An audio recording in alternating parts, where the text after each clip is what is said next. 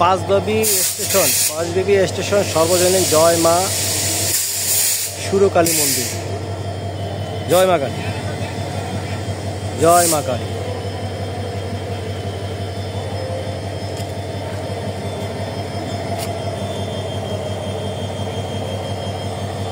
আর এখানে আর একটা মন্দির আছে।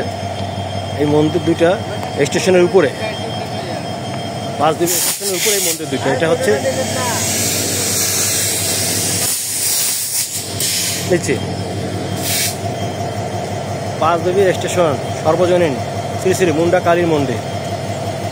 জয় মা কালী।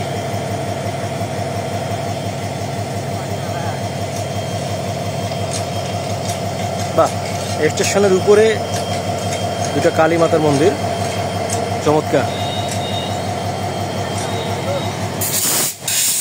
শ্রী শ্রী মুন্ডা কালী মাতার মন্দির।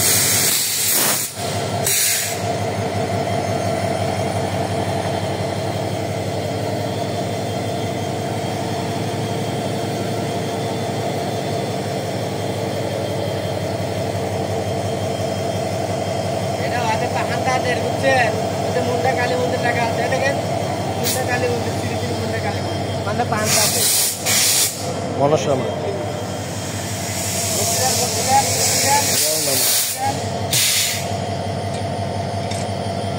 জয় মা মনসা।